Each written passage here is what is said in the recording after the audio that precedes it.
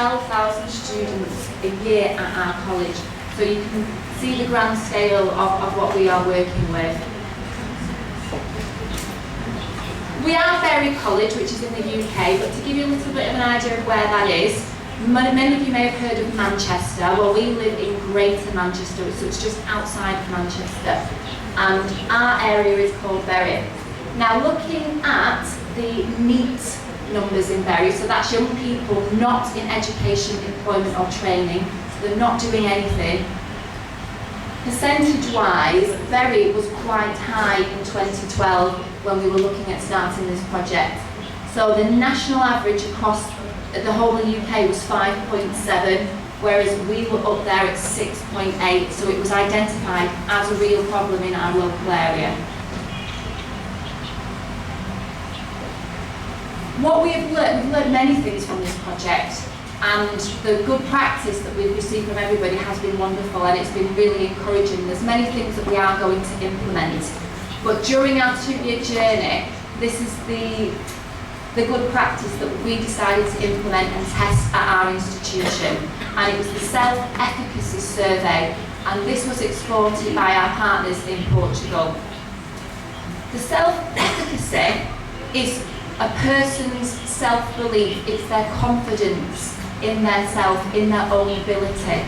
And what we are looking here is testing whether young people have the faith in themselves at the beginning of a course and whether they think they're going to achieve it. So it's looking at one's own beliefs.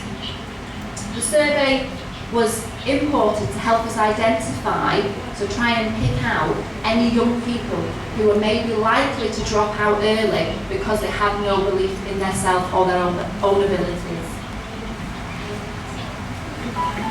So what we did, we decided to use the higher education section of our college, and there's 270 higher education students. These are our university degree students. And we asked them to complete this self-efficacy survey. They were mainly first, second and third year students, so they'll be on a degree course or pre-degree course.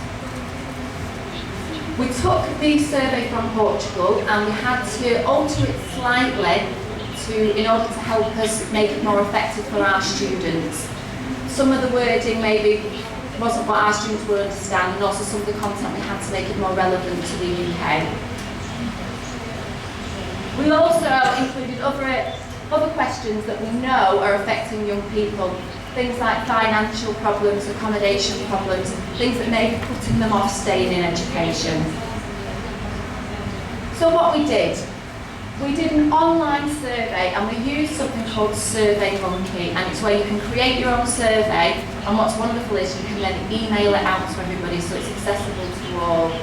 So the link was sent out to all of our students, and we asked the tutors, so our teachers, to encourage the young people to actually fill these in. Initially we had quite a poor response. Out of the 270, only 61 young people decided to complete the survey. So what we had to do was be proactive, and we actually printed the paper version off, and we went into all the classrooms and we spoke to the young people and told them why we were doing this survey, and then we got a higher response and more people filled it in. And at the end of it we got 139 completed surveys. So what we found out, the survey overall identified that the majority of the young people felt quite confident in their own ability to do the course at the beginning, but there were a few that were showing up as maybe